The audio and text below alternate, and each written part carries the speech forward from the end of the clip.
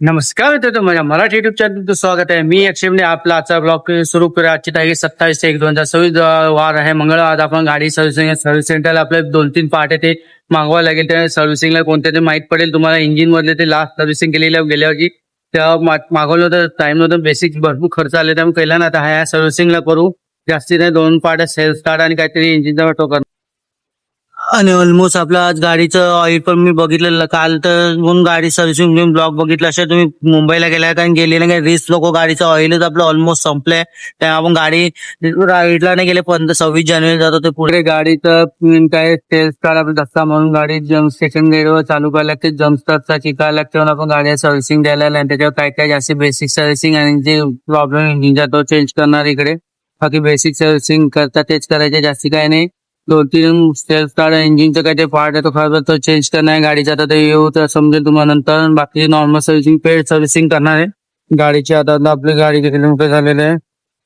Almost गाडीचे आपले इकडे किलोमीटर झाले 35,386 किलोमीटर झालेले. आता गाडी सर्व्हिसिंगला तारीख आहे 27/2026 पहिला महिना गाडी सर्व्हिसिंग आहे. बाकीचे काय सर्व्हिसिंग नाही करायचे.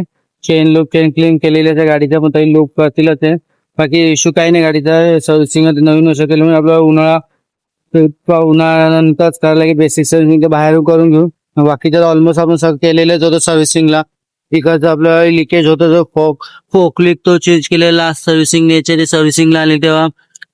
रेडिएटरचं केलेलं, बाकीचं आपण साईड स्टँडचं पण केलेलं, आपण मध्ये चेंज करून घेतलेलं ते.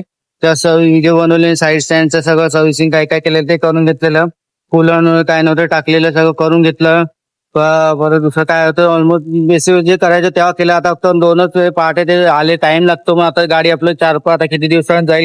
आणि आता आपल्या गाडी सर्व्हिसिंग करतो, स्टार्ट केल्या गाडीचा प्रॉब्लेम हा इश्यू येतो. सेल्फ स्टार्ट होतो कधी कधी, गाडी काही चालू होत नाही. तर तुम्हाला हा स्टार्टर मोटर प्रॉब्लेम, स्टार्टर माहिती होतो खरं, पण 23 साली आपण स्टार्टर मोटर लावलेला आवाज येतो होत नाही. कधी फक्त जम्पस्टार सेकंड गिअरला आपली गाडी चालू करायला होते, कधी एका सेल्फला पण होते, कधी 200 गिअर सेल्फ धक्का देऊनच द्यायला लागतं जास्त. एक इकडे हा स्वतः आपण लास्ट 23 साली वाटतं बदललेला, असं मला काही माहिती आहे, फोटो आहे. त्यानंतर आता 26 साली असं 2 वर्ष गॅरंटी. कारण आपली गाडी जास्त करून सेल्फ स्टार्टवर चालते, त्यामुळे तो इश्यू होतो की जेवढं सेल्फ मारणार तेवढं ते खराब होतं कॉईल. त्यामुळे तो सांगितलं लास्ट टाइम. आता आपण करणार तेव्हा यतीन करून देईल. आपल्या मित्राचे सर्व्हिसिंग लागतो त्याच्याकडे, भेटो. सर्व्हिसिंग झालं, ज्या खर्च काय असेल तुम्हाला जेव्हा भेटो. सर मित्र, आपल्या आता गाडी सर्व्हिसिंग दिलेली आहे. तर सर्व्हिसिंगला सगळं आपलं स्टार्टर मोटर आणि रिले केलाय, तो टाकणाऱ्या गाडीमध्ये सर्व्हिसिंग करायला दिलाय. होईल मित्राकडे दिलाय बजाज शोरूमला. मागेच आपल्या बिल्डिंगच्या या साईडला तर चालत आला, शूट नाही करायचं. जेव्हा सर्व्हिसिंग होईल ते आता पार्ट येतो का नाही आपले मेसेज करेल, फोन करेल, तर आला तेव्हा सर्व्हिसिंग कॉस्ट किती सगळं माहित पडेल. ज्यांना युजफुल वाटलं तेव्हा. आता कधी गेल्या वर्षी स्टार्टर मोटर 2 वर्ष आले माहिती खराब होऊ शकतो. त्याच्यावर जेवढं सांगितलं स्टार्टिंगचे जेवढं तुम्ही यूज करणार तेवढं खराब होण्याचा चान्स एवढंच झालाय. तर जेव्हा सर्व्हिसिंग होईल तेव्हा कॉस्ट दाखवतो, पुढे भेटतो. चला, फायनल आपली गाडी आहे मित्रांनो. आपली फायनल गाडी सर्व्हिसिंग करून आली. 2 दिवसांनी लेट आणली थोडी गाडी सर्व्हिसिंग, जॉब बिझी होतं, आणली नव्हती. काल आणली फायनल गाडी. 2 दिवसांनी गाडी पूर्ण ऑलमोस्ट सर्व्हिसिंग झालेली आहे. गाडी सगळी आपली टू से सगळं, फक्त आपलं क्लच असेंबली तुम्हाला सांगतो इकडनं जी चेंज केली, कारण ते आपली गाडी जे लोड येतो सेल्फ स्टार्टवाला जे प्रॉब्लेम आहे ते लोड येतो गेअरवर, त्यामध्ये असेंबली खराब होते. ती गेअरवर ती काही खराब झालेली, ती चेंज केली. स्टार्टर मोटरचं जो ओके होतं आपल्याला वाटलेलं खराब होईल, पण ते नाही झालं. त्यामुळे दुसरं चेंज केलं. आता गाडी कोल्ड स्टार्ट केली, दाखवली, कारण दाखवली ते आणले असून ऑलमोस्ट सगळं चेंज करून झालं. आता गाडी ओके झाली आपली, नवीन अशी सगळी पूर्ण तिथे. आता काय उन्हाळ्यामध्ये टेन्शन आहे गाडीचं सर्व्हिसिंगचं.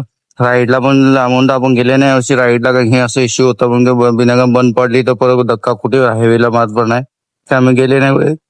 झाली गाडी. आता थोडंसं इकडे रॅपिंग काय थोडंसं राहिलं ते करून घेऊ. आपली ऑलमोस्ट गाडी झाली 35,386 किलोमीटर तेवढी त्याच्यावर फिरली ती गाडी. आता कोस्टार थोडी ठेवली आलेली आहे. तर भेटतो. आणि गाडी कशी वाटते आता ते कॉमेंट करून सांगा. आपली सीट 10 वर्षाची गाडी. मुलं कंपनी जॉबवाले काम इकडे करतात, त्याने पण मुलं गाडी किती वर्ष आली, त्याला पण शॉक बसली एवढी गाडी मेंटेन ठेवली 10 वर्ष. तिकडच्याने सांगितलं बजावलं, भेटतो पुढे. आणि आपली गाडीची सर्व्हिसिंग केलेली इकडे, त्याची आपलं पेड सर्व्हिसिंग होती. कॉस्ट आपली 4,130 रुपये. त्याच्यात आपलं पेड सर्व्हिसिंग मध्ये सगळं सर्व्हिसिंग जे दिले, फक्त आपलं डिस्काउंट कुठल्याच पार्टला नाही भेटलं, फक्त ऑइललाच भेटलं. पेड सर्व्हिसिंग होती म्हणून. नाही तर आपलं पेड सर्व्हिसिंग केली असते अमाऊंट एकदा 3 सर्व्हिसिंग असतं, त्याच्यावर सगळ्या पार्टला डिस्काउंट भेटलं. फक्त आपल्याला ऑइलला डिस्काउंट भेटलं. त्याच्या clutch one way assembly, clutch gear assembly, ते सगळे पार्ट टाकले. हे आपले 6 पार्ट चेंज केले आणि बाकीचे त्यांचे हात लावायचे पेड सर्व्हिसिंग सगळं कॉस्ट अशी झाली. इकडे हात लावायचे 2,000च्या आसपास आणि आपल्या वस्तू टाकाय 3,000च्या आसपास असे कॉस्ट 4,134 झाली. मित्र तुम्हाला आता व्हिडिओ कशी वाटली, व्हिडिओ आवडली तर व्हिडिओ लाईक करा, शेअर करा, सबस्क्राईब करा, कॉमेंट नक्की सांगा कशी युजफुल वाटली व्हिडिओ. तर मित्रांनो शेअर करा, ज्यांनी युजफुल सेम बाईक आहे त्यांना एनएस त्या कामातील काय प्राइस सगळं बिल बघितले. भेटू पुढच्या